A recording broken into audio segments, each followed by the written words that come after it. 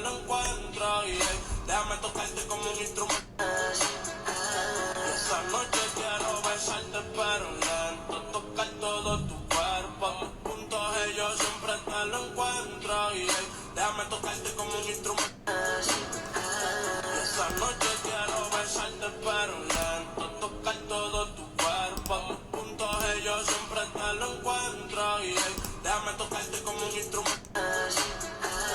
Esa noche quiero besarte pero lento, tocar todo tu cuerpo. Juntos ellos siempre te lo encuentro. Y déjame tocarte como un instrumento.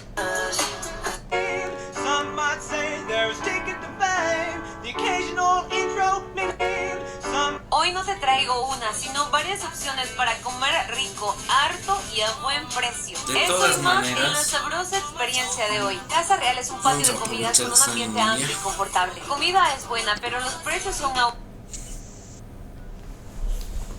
La anterior vez les envié, pero les voy a hacer recuerdo.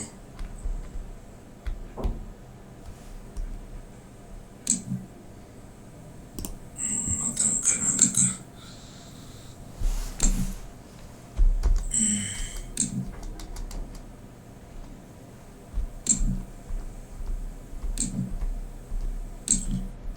Voy a cerrar eso.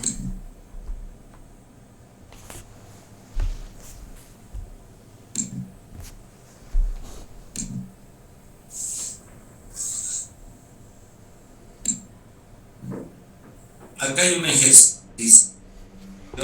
Este es el ejercicio que hemos hecho, ¿no? Este es el ejercicio.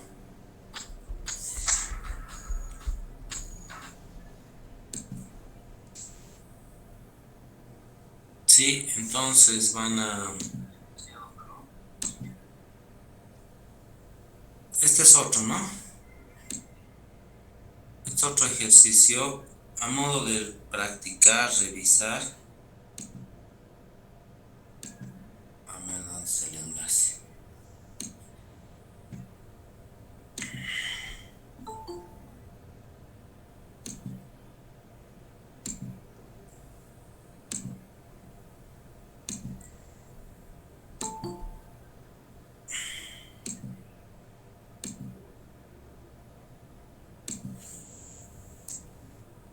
Entonces revisen el Meet, cópiense ese enlace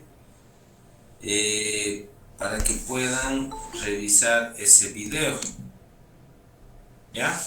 Entonces acá en mensajes del Meet les voy a dejar ese enlace. Creo que también ya les pasé por Classroom, seguramente no han visto todavía. Entonces cópiense ese enlace para que ustedes puedan revisar y puedan profundizar en el análisis, ¿ya? Es otro ejercicio según veo para que ustedes puedan repasar. Bien, de todas maneras también acá en la presentación que también les he dejado está resuelto el ejercicio, ¿no? ¿Sí? Acá también está resuelto el ejercicio. Bien, también ya habíamos hablado de depreciación, ¿no? ¿Qué habíamos dicho? La depreciación es un gasto contable, no es un gasto efectivo. La depreciación nos sirve para recuperar, se constituye un fondo para recuperar el valor del activo, ¿sí? La depreciación es la pérdida de valor del activo producto de su desgaste u obsolescencia, ¿ya? Entonces tenemos que entender que cuando hablemos de la depreciación es la pérdida de valor asociada a un activo producto del desgaste o obsolescencia que puede sufrir un determinado activo, ¿ya? Si alguien quiere preguntar, dígame, creo que alguien está preguntando. Si alguien quiere preguntar, creo que alguien levanta la mano o algo así.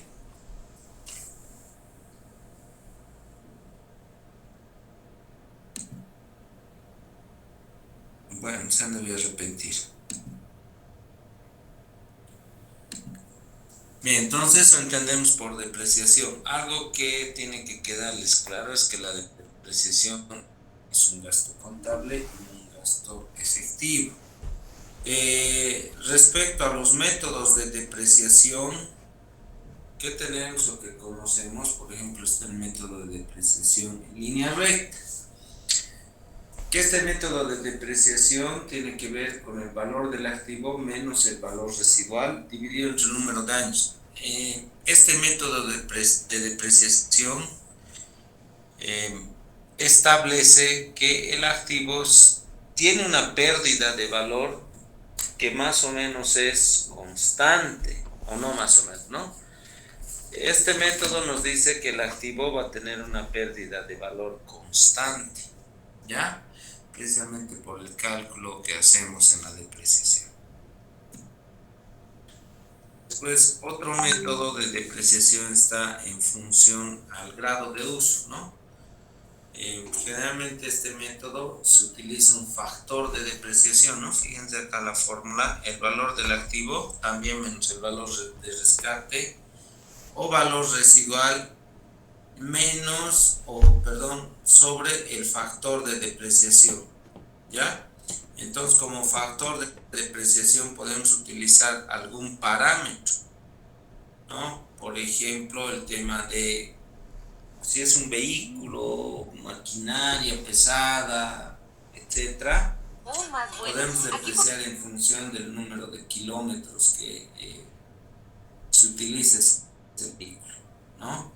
Podemos utilizar también alguna unidad de medida, ¿no? Por ejemplo, en función del número de litros que produce un determinado equipo, en función del número de kilogramos, el número de unidades, etcétera, ¿no? Diferentes factores de depreciación, ¿ya?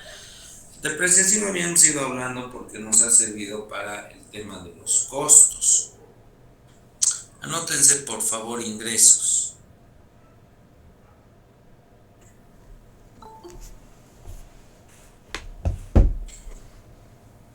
Anótense por favor el tema de ingresos, ¿ya? Entonces, ingresos, vamos a decir, que constituyen los flujos positivos del proyecto y se generan por dos conceptos, ¿no? Uno, los ingresos ordinarios y otro, los ingresos extraordinarios. Y a su vez los ingresos ordinarios se dividen en dos, ¿no? Por un lado el rendimiento económico y por el otro lado el rendimiento fiscal. Respecto a los ingresos extraordinarios tenemos el valor residual y el fondo de maniobra. Ordinarios se dice porque tienen que ver o están ligados o están relacionados con la actividad económica principal, ¿sí? Y por otro lado, tienen la característica estos ingresos de que son recurrentes, ¿no? Es decir, cada cierto periodo de tiempo o con cierta habitualidad se van generando este tipo de ingresos, ¿sí? Y los ingresos extraordinarios, por el contrario, no son recurrentes, ¿no? Y no están relacionados directamente a la actividad económica principal del proyecto, ¿no? No están relacionados con el objeto principal del proyecto, ¿ya? Por eso es que se llaman ingresos extraordinarios. Vamos a analizar cada uno de estos en las siguientes diapositivas, ¿no? Entonces vamos a decir que los ingresos ordinarios se generan a través de la operación del proyecto en forma periódica, ¿no? Y se van a contabilizar estos ingresos. No se olviden, estamos trabajando con el principio con un principio, ¿no? Con un fundamento, que es el final del periodo de tiempo. Entonces, si nuestros tiempos para proyectos son anuales, vamos a suponer que estos ingresos se generan o se contabilizan al final de cada año, pero sabemos nosotros que no es así, ¿no? Difícil que una empresa reciba ingresos solamente una vez al año, ¿a ver?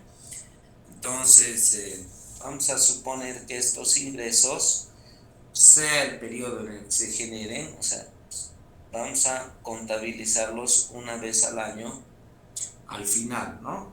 vamos a utilizar como supuesto. Bueno, uno de los ingresos ordinarios es el rendimiento económico, ¿no? Este rendimiento económico tiene que ver con la actividad económica principal, es decir, este ingreso se genera precisamente por la razón de ser, la actividad económica del proyecto, ¿no? Por ejemplo, si tenemos una empresa de confección, entonces los ingresos se van a relacionar con la actividad económica que tenemos, ¿no? Seguramente por la confección y venta de algún tipo de prendas, ¿no? Si tenemos un negocio ahora que está de moda el tema de la fabricación de muebles en melamínico, entonces nuestros ingresos o nuestro ingreso producto del rendimiento económico se va a generar por la fabricación y venta de este tipo de muebles, ¿no? Si tenemos una empresa, por ejemplo, una empresa constructora, entonces nuestro rendimiento económico tiene que ver con la prestación de los servicios de construcción, ¿no? Si tenemos una empresa inmobiliaria de bienes raíces, que generalmente es un intermediario, seguramente nuestro ingreso producto del rendimiento económico se va a relacionar con la captación que hagamos de clientes y la comercialización que podamos hacer de los bienes inmuebles que hayamos podido captar, ¿no? Entonces, para que quede claro, este tipo de ingreso tiene que ver también con la relación precio-cantidad, ¿no? Cuando nosotros hablamos del rendimiento económico, estamos hablando de que este ingreso se genera por esta relación, ¿ya?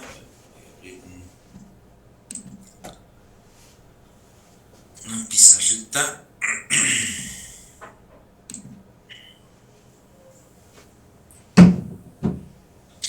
Bien, entonces en el caso del rendimiento económico vamos a decir que el precio por la cantidad.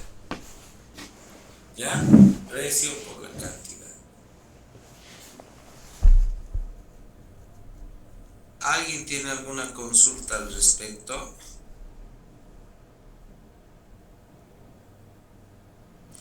¿Alguna duda? No, Lisa. Ya, ¿y de dónde determinamos la cantidad? O sea, son dos variables, ¿no ve? El precio y la cantidad. ¿De dónde determinamos la cantidad?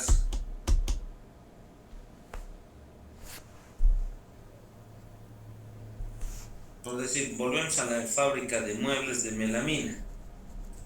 ¿De dónde vamos a determinar la cantidad que vamos o podemos comercializar? Dependiendo de la demanda, dicen. Muy bien, la demanda, ¿no? Una base para determinar la cantidad es la demanda. Pero no se olviden que esta cantidad al final determinamos, después de todo, ¿no? Después de todo el análisis de demanda, dimensionamiento, ingeniería, establecemos el programa de producción, ¿no ve? Ese mismo que habíamos establecido para calcular los costos variables nos va a servir también a partir de la cantidad multiplicada por el precio para calcular, este es el rendimiento económico, ¿no? El ingreso producto de ese rendimiento económico. ¿Ya? ¿Queda claro? Ahora, la fórmula de determinación del precio, ¿no? Es igual al costo unitario sobre 1 menos el margen de contribución, ¿no? Ahora, el costo unitario, no se olviden que es igual al costo fijo unitario más el costo variable unitario, ¿no? Entonces, para determinar el precio, vamos a dividir este costo unitario sobre 1 más el margen de contribución. ¿Ya? De ahí vamos a determinar lo que es nuestro precio, perdón, menos el margen de contribución. ¿Ya? Por decir, nosotros tenemos normalmente esto se prorratea, ¿no? El costo fijo. Se puede prorratear por el número de unidades producidas, que es lo más usual, ¿no? Por decir, alquileres, que es parte del costo fijo, seguros, que es el costo fijo, sueldos, personal administrativo, costo fijo, ¿no? Servicios básicos, tal vez pues, si tenemos como costo fijo, etcétera, todos los fijos prorrateamos, ¿no? Dividimos, imputamos, ¿no? El costo fijo total entre el número de unidades producidas. Entonces ahí tenemos el costo fijo unitario, ¿ya? Y el costo variable unitario es la suma de todos los costos unitarios de todos aquellos ítems o de todos aquellos costos relacionados de manera directa con el producto, ¿no? Entonces tenemos el costo unitario. Supongamos que yo voy a producir, no sé, mesas de melamina para 6 personas. Supongamos que el costo unitario, mesas y sillas, es de 1.000 bolivianos.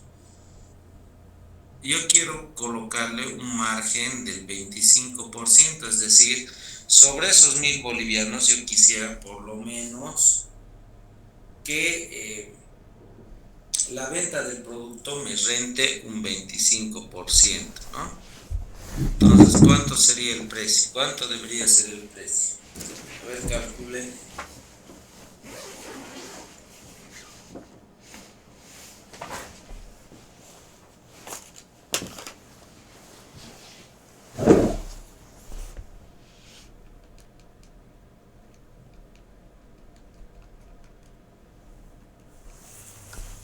Por favor, calculen.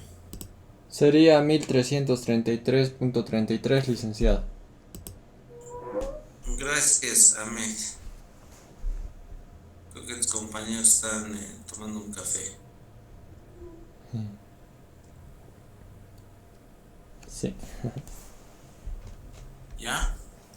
Entonces el precio va a ser de 1.333.33 bolivianos, ¿ya?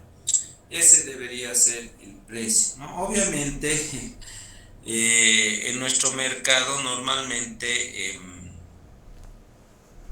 los precios no son así, los precios son en valores enteros normalmente, ¿no? Generalmente múltiplos de 10, ¿no? 10 o múltiplos de 10, no es como en otros mercados, ¿no? Por ejemplo, en Estados Unidos, 0.99, 1.99, ¿no? Son bien fraccionados los precios, acá no. Pero podríamos utilizar tal vez algún precio psicológico. Tal vez reducir un poquito nuestro margen. 1.333 está cerca, entonces tal vez 1.329, digamos, ¿no? Para que parezca más barato, ¿no? O tal vez quienes dice hacer un pequeño esfuercito, 1.299, ¿no? Un precio psicológico, ¿no? En realidad falta un pesito para 1.300, pero ya es una forma de mercadear el producto, ¿no? Porque difícilmente que le pongamos 1.333,33, ¿no? Sí o sí tenemos que igualar a un valor que sea 10 o múltiplo de 10 o tal vez terminado en 9 para utilizar precios psicológicos, ¿ya? Ahora, algo bien importante también dentro de este precio es que ahí no hemos considerado el impuesto, ¿no? Por ejemplo, para el precio con factura, ¿no? Debería ser el precio sin factura que hemos determinado por 1 más la tasa efectiva del impuesto al valor agregado. ¿Cuánto es la tasa efectiva del impuesto al valor agregado?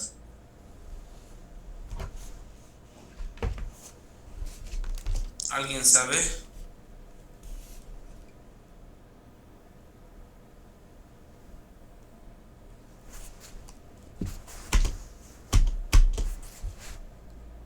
¿Es lo mismo, dice, que el IVA, el 13%, o es otro valor? Sí, Ya. el 13%.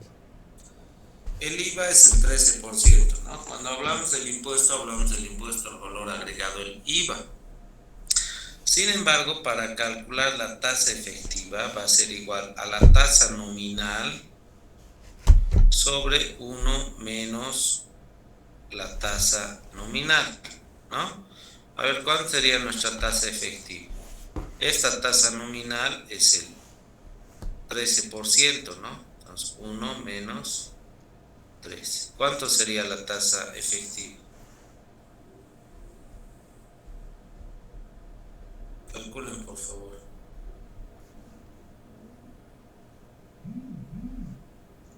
0.15, licen. 0.15. Díctenme con 4 decimales. 0.1494. 0.1494. Entonces esto es igual al 14,94%, ¿no? Entonces esa es la tasa efectiva. Si yo quiero determinar el precio, va a ser igual a 1.333,33 por 1 más 0,1494. Entonces, ¿cuál va a ser el precio de venta?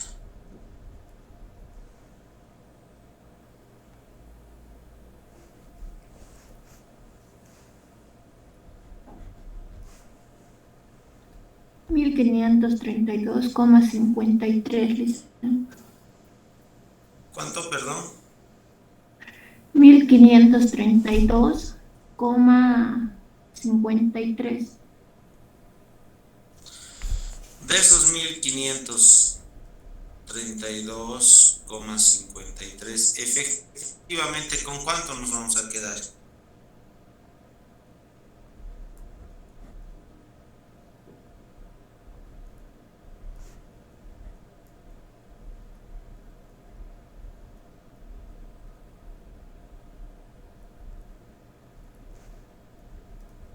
¿Con cuánto nos vamos a quedar efectivamente de esos 1.532?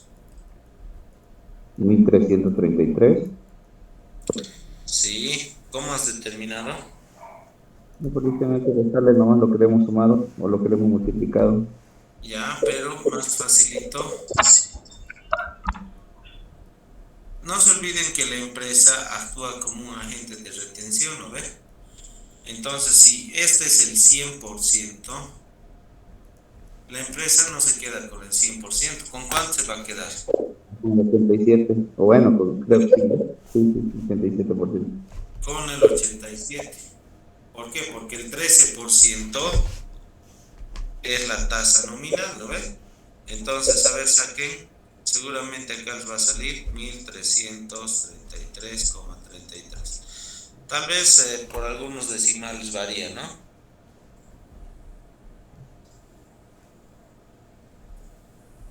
¿Les sale? Sí, dicen, pero ,30.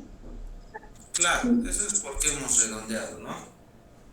Si trabajamos en una hoja de cálculo Excel, entonces no va a haber diferencia por redondeo. ¿Qué es lo que pasa? Si ustedes, para calcular el valor del impuesto, ¿qué es lo que generalmente hacemos? Le sumamos el 13%, ¿no ve? ¿Y cuánto había sido de sumar? El 14,94. Si ustedes le suman el 13%, están perdiendo, porque van a recibir menos y obviamente van a descontarle lo que es el IVA y su precio acá va a quedar menos, ¿ya? Entonces eso, por favor, para que vayan tomando en cuenta. Después, por otro lado, además del rendimiento económico, está el rendimiento fiscal, ¿no? Y este rendimiento fiscal tiene que ver con las posibilidades que tiene el proyecto para generar ahorros. Una forma de generar ahorros en el proyecto es el tema de la depreciación, ¿no? Les voy a mostrar cómo, aunque creo que ya les he mostrado, ¿no?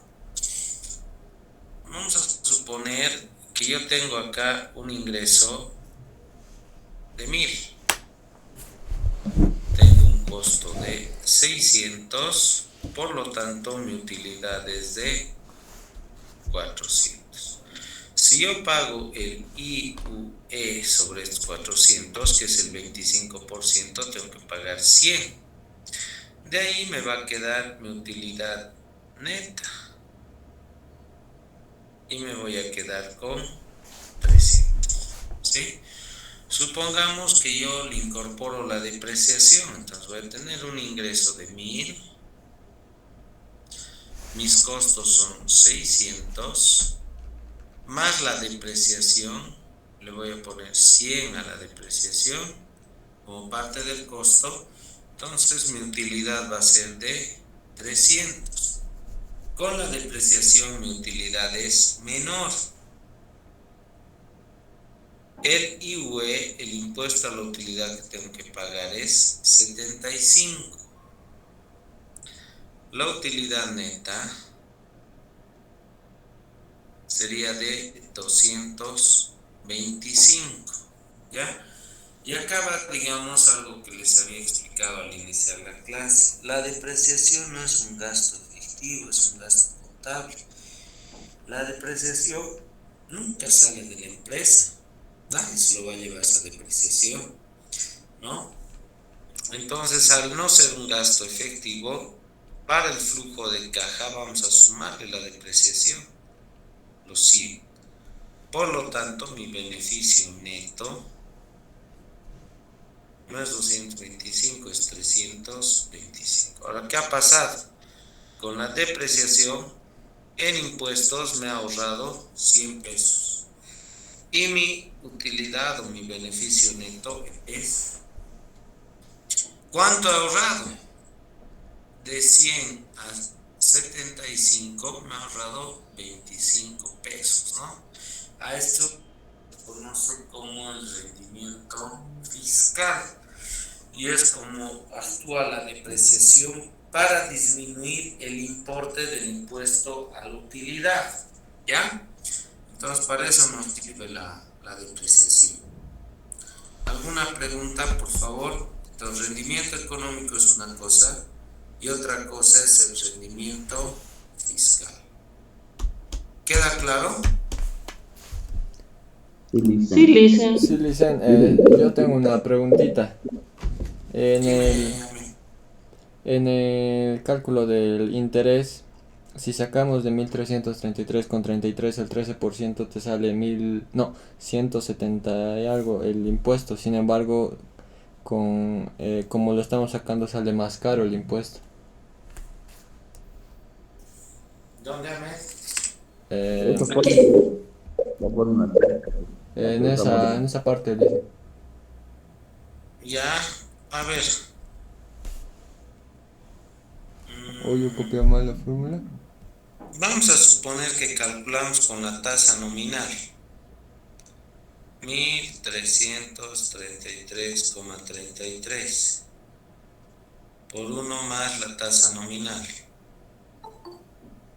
¿Cuánto debería ser el precio?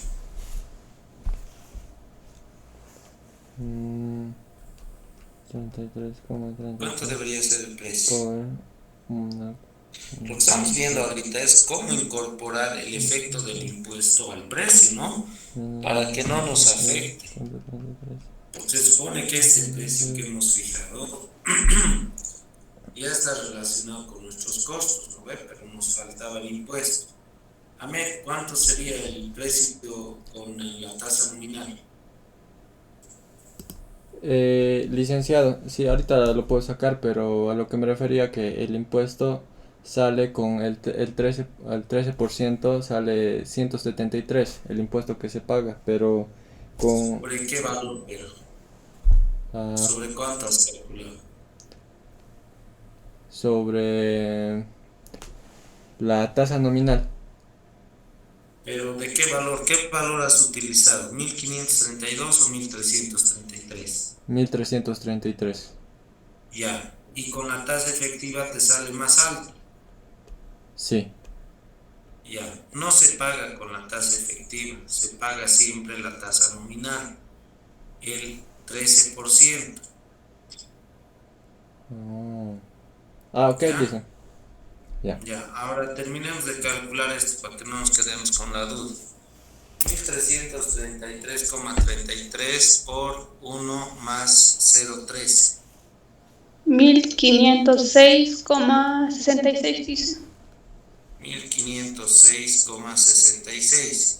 Sí. De esto nos vamos a quedar con el 87%, ¿no ve? Entonces, ¿con cuánto nos quedamos?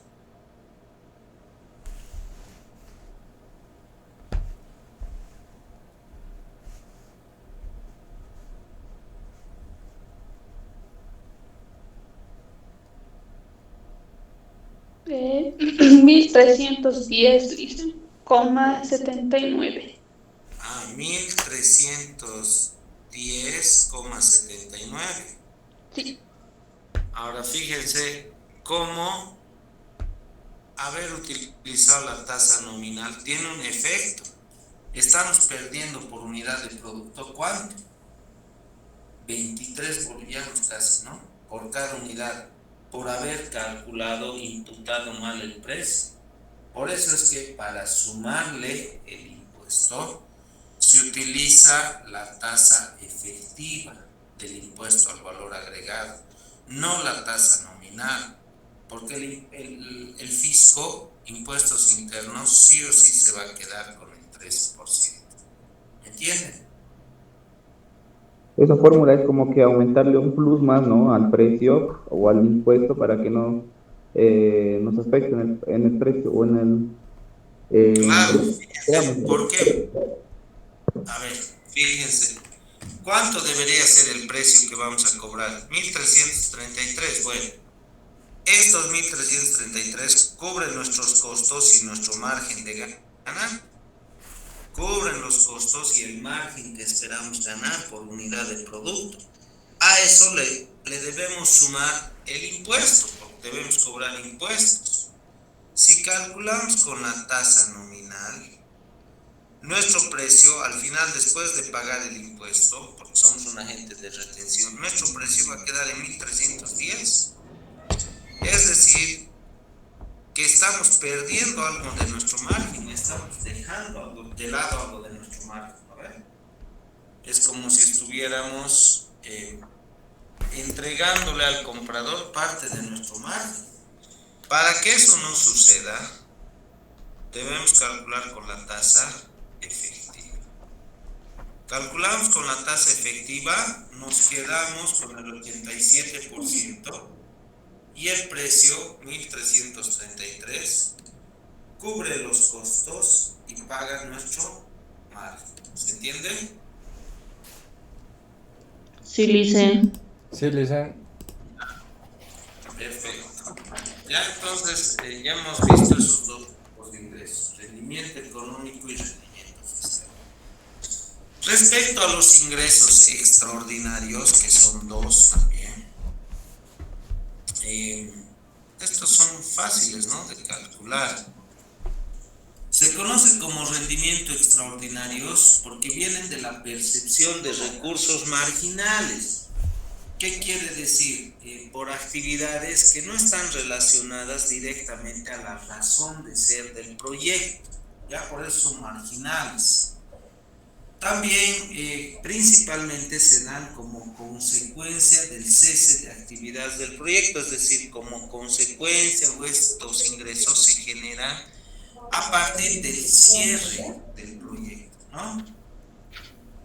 Estos ingresos extraordinarios están referidos principalmente a fondos residuales que se van a efectivizar a la conclusión de la fase de operación. ¿Dónde termina la fase de operación? El final del último año de actividad, ¿ya?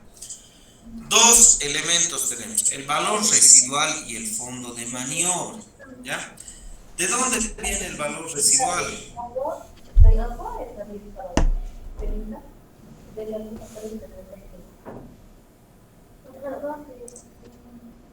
¿Quién está con su novela o está charlando? Tenga la delicadeza, la gentileza, por favor, de apagar su micrófono.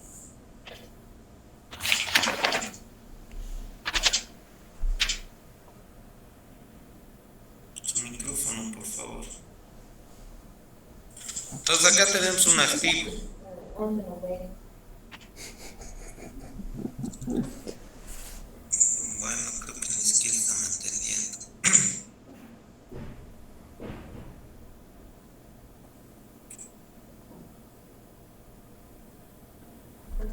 Está con su micrófono. Viviana, atende nomás tu charla.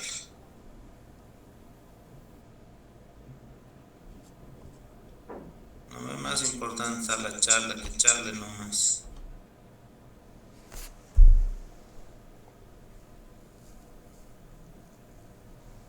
Bien, vamos a continuar ya.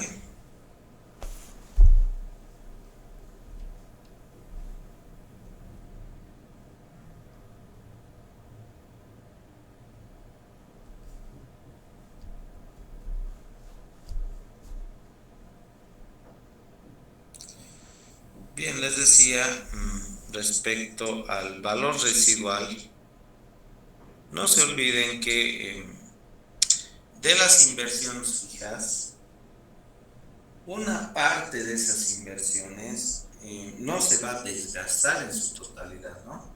Pero los activos generalmente tienen un valor de rescate, ¿sí? Por ejemplo, un vehículo, ¿no? Que lo hemos tenido bastantes años, ha pasado su vida útil y no es que agarramos el vehículo, lo llevamos, lo regalamos, etcétera, ¿no? Sino todavía esperamos recuperar una parte de ese vehículo. Si no me creen, vean, ¿no? En el marketplace o vayan por la playa de autos, de vehículos y ahí van a ver, ¿no? Entonces, eso se llama valor residual, ¿no? Supongamos que acá está la etapa de operación del año 0 al año N. Entonces este activo, producto de, acá era el valor del activo, ¿no? Producto de la actividad económica que se ha desarrollado en la empresa, ha ido perdiendo su valor, ¿no? Ha ido perdiendo, pero al final va a tener un valor residual. Ese valor residual se puede monetizar acá en el último periodo, ¿sí? Además que cuando calculamos la depreciación, no se olviden que al valor del activo ya tomamos la previsión de quitarle su valor residual. Es decir, cuánto es lo que pensamos que podemos recuperar de ese activo. Ahora nosotros no vamos a establecer ese valor residual, ¿no? Podemos establecer tal vez un futuro precio de mercado, tal vez algún perito, ¿no? Si es algún equipo muy sofisticado, etcétera, ¿no? Pero acá ya está ese valor residual y ese valor residual lo vamos a recuperar en el último periodo. Ahora, hay proyectos, supongamos tenemos un proyecto a 10 años, voy a borrar un poquito esto. Tenemos un proyecto a 10 años y hemos comprado una edificación, una construcción hemos hecho. Y la construcción, ustedes saben que tiene una vida útil de 40 años. Si nuestro proyecto ha durado 10 años, ¿cuántos periodos de tiempo constituirán el valor residual de ese activo? Edificaciones. 40 años. Pero ya hemos usado 10. ¿Cuántos años nos queda todavía? 30 años. ¿No ven? 30 años. Entonces fíjense, este activo que tiene más duración que el proyecto inclusive, hasta acá vamos a establecer su desgaste 10 años. Y los siguientes 30 años van a constituir el valor de recuperación. Hay otro activo, ¿no? Equipo de oficina, por ejemplo, ¿no? Equipo de oficina. Estos equipos tienen una vida útil de 4 años, contablemente hablando.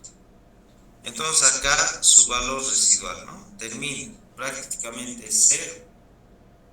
Como el proyecto tiene 10 años, entonces no nos podemos quedar sin equipo de oficina. Se supone que con la misma depreciación vamos a recuperar nuestro activo. Esto va a durar hasta el año 8. volvemos a recuperar el activo con la depreciación y acá vamos a tener un valor residual. ¿Y por qué vamos a tener un valor residual? Porque en este último ciclo nuestro activo puede durar todavía ¿cuántos años más? 2 años más, ¿no? Se está desgastando el periodo 9 y el periodo 10. Y nos faltaría el periodo 11 y el periodo 12. ¿Se entiende? Sí, Licen, sí. Sí, Licen. Hay unos maquinaria y equipos, creo que es 8 años, ¿no? Sí, sí, sí. ¿Qué pasaría con maquinaria y equipos? A ver, Nos sobraría también. ¿cuánto nos sobraría?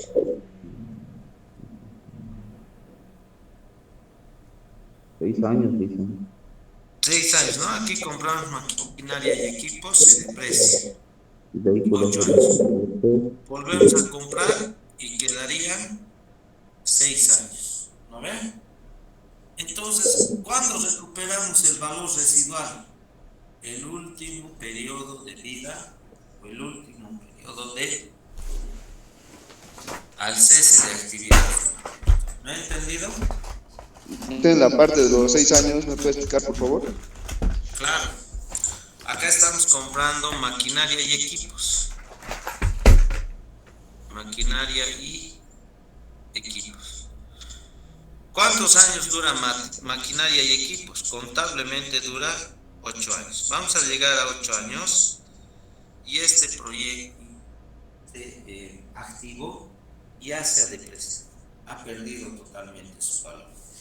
Agarramos toda la depreciación que hemos ido guardando, reponemos el activo, volvemos a comprar el activo. Sucede que hemos comprado y han transcurrido 2 años y el horizonte de evaluación del proyecto solo era hasta el año 10. Entonces, ¿cuántos años nos faltarían? ¿Por qué? Porque acá tendría que llegar hasta el año 16, ¿no? Hasta el año 16. Sin embargo, hemos llegado hasta el año 10. ¿Cuántos periodos nos falta? 6. ¿Cuántos hemos desgastado? 2. ¿Me entienden? Sí, Lice, muchas gracias. ¿De qué? Y lo mismo pasa con el otro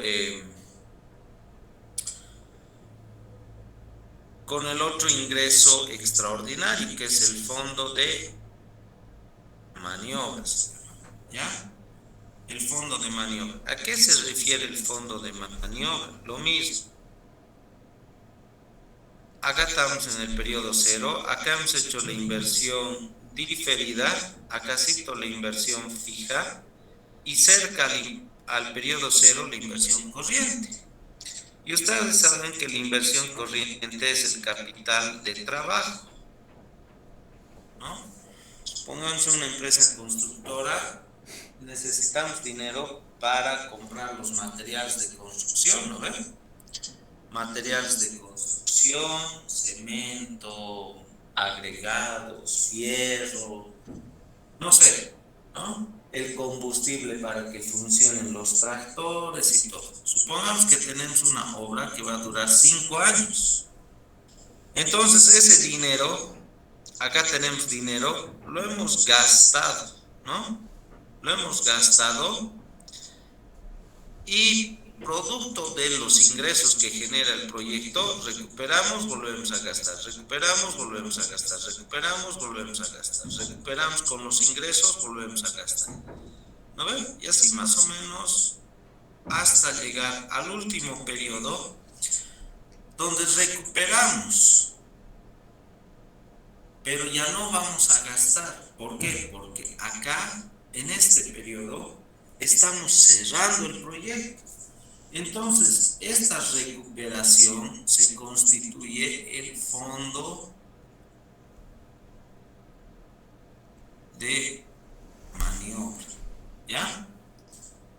Ese es el fondo de maniobra que recuperamos en el último periodo de proyecto. ¿Por qué?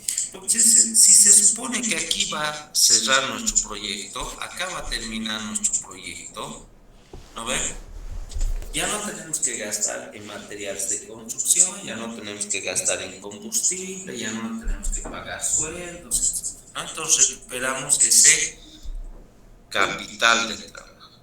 Ahora, el fondo de maniobra es igual al activo circulante menos el pasivo circulante. ¿Ya? ¿Alguna duda al respecto?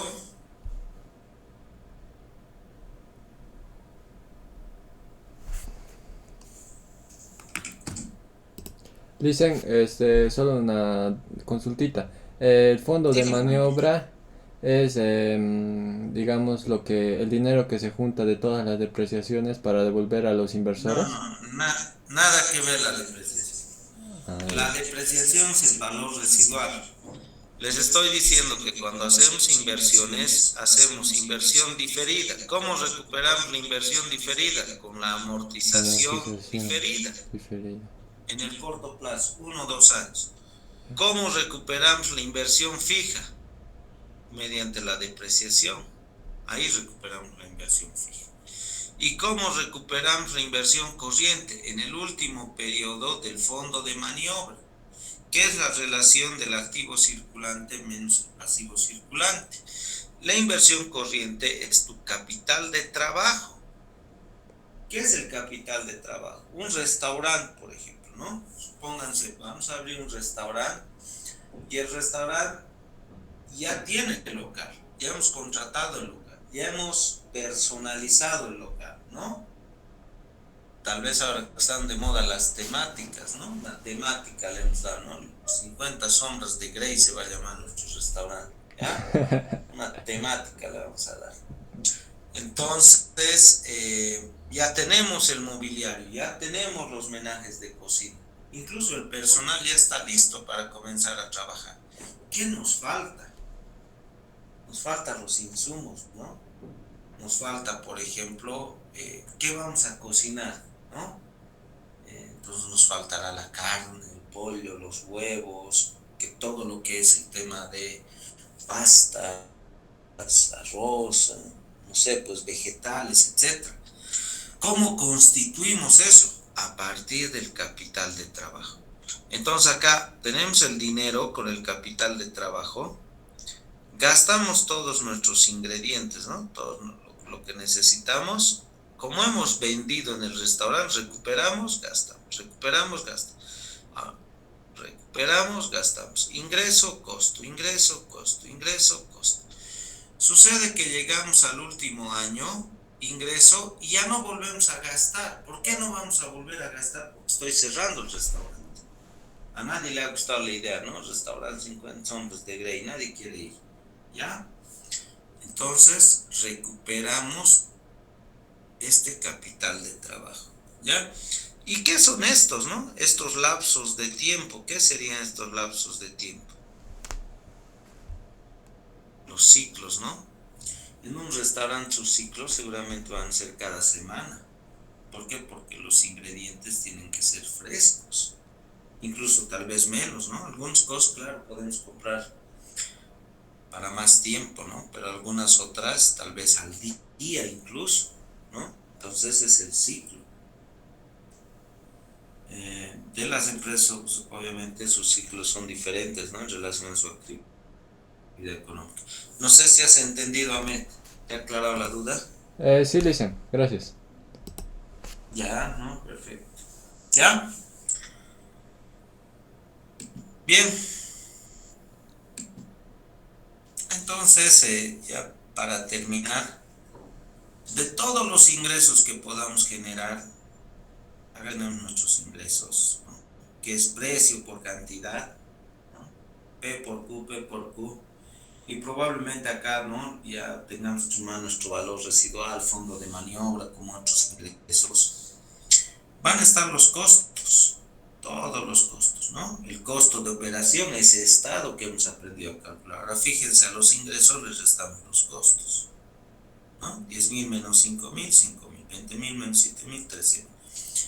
25.000 menos 8.000, 17.000, 30.000 menos 10.000, 20.000 y 30.000 menos 10.000, 20.000. Ahora no se olviden que con este remanente tenemos que pagar también el capital que hemos obtenido en préstamo. Vamos a suponer que hemos obtenido un capital o un crédito por 4 años. ¿ya? A partir del periodo 2, 3, 4 y 5, ¿ya? Entonces, al flujo, es decir, a la utilidad, le voy a quitar la amortización. 13.000 menos 2.500, tengo capacidad de pago. Cuando nosotros vamos al banco, ¿qué nos dice? Nos dice, a ver, señor, ¿ya cuánto quiere de crédito? Quiero $100.000. Perfecto. ¿Cuánto gana usted? ¿Cuáles son sus ingresos? Dice, tanto es mi ingreso. Y los bancos tienen parámetros. No sé si en todos los bancos sea el mismo parámetro, pero de tus ingresos ellos te dicen, de acuerdo al número de hijos que tienes, ¿no? No es así nomás de fabricar guaguitos, por si acaso. De acuerdo al número de hijos que tienes, te dicen, a ver, ¿cuántos hijos tiene, no? ¿Cuántos dependen de usted? ¿Cuántos son menores de 18 años, mayores de 18 años, etcétera? Entonces ellos te calculan una capacidad de pago. Generalmente es un porcentaje, ¿no? En algunos bancos de tu ingreso, el 25% supuestamente podrías utilizar o disponer para pagar un determinado crédito, ¿no? Entonces lo mismo estamos viendo de la empresa, ¿no? La empresa que genera ingresos tiene que cubrir sus costos. Ahora, si tiene beneficios esa empresa, obviamente puede pagar y puede hacer frente a sus deudas a corto y a largo plazo, ¿ya? Puede cubrir sus deudas. Si no tiene utilidades, no está cubriendo sus costos, peor podría cubrir sus deudas, ¿verdad? ¿Entienden? Entonces, lo que nosotros vamos a calcular, o lo que les he calculado en esta tablita, es la diferencia de los ingresos menos los costos, como un flujo, acá es lo que nos queda, menos lo que debería pagar para cubrir la devolución del capital que obtiene de préstamo. Como estos flujos son mayores que estas amortizaciones, vamos a decir que la empresa tiene capacidad de pago. Si estos flujos fueran menores que estos, la empresa no tiene capacidad de pago, entonces tendríamos que ver cómo financiar, ¿no? Y para eso también, bueno, ahorita no estamos todavía en capacidad, ¿no? Cuando uno tiene los balances, los estados, se pueden calcular, ¿no? Indicadores de liquidez, indicadores de endeudamiento, pero no tenemos ahorita balances, ¿no? Podríamos proyectar, ¿no? Estados de resultados, balances generales, pero basta con este análisis de capacidad de pago para ver si existen flujos positivos o negativos, ¿ya? Bien, con eso estaríamos terminando este capítulo. Acá viene la explicación de lo que hemos hecho, el IVA, la tasa nominal. Acá hay algunos ejercicios, revísenlos, son para calcular el programa de producción. Está calculado ya sus programas de producción, solamente revísenlos. Acá hay algunos otros ejercicios para que ustedes puedan revisar. Acá está la planta procesadora y comercializadora de salsa picante, que está en la diapositiva 74. El video de este ejercicio es el enlace que les he enviado vía Meet, ¿ya? Es el enlace que está como costo de producción, costo de operación en mi canal de YouTube, ¿ya? Ahí pueden revisar este ejercicio, si quieren resuélvanlo y luego comparen los resultados con el canal de YouTube a modo de práctica, ¿ya? De todas maneras acá está, ¿no? También explicado, ¿no? En cierto modo está explicado hasta el estado de costo de producción. Y acá hay otro ejercicio más, ¿no? Bien, eso sería, con eso hemos terminado este capítulo, que desde mi punto de vista es uno de los capítulos más importantes, porque es un capítulo más largos que tenemos, ¿no? Anótense criterios de evaluación, ¿ya? Criterios de evaluación, y ahí vamos a quedar. Criterios de evaluación, y ahí vamos a quedar. El miércoles vamos a tratar de repasar un poquito para el examen, y el examen va a ser el próximo viernes 9, ¿ya? Bien, les mando un fuerte abrazo, cuídense, abríguense mucho, no se enfríen. Que tengan un feliz fin de semana. Disfruten del convite los que puedan. Cuídense. Chao, chao. Chao, Licen. Hasta la próxima. Gracias. Aló, Licen. Chao, chao.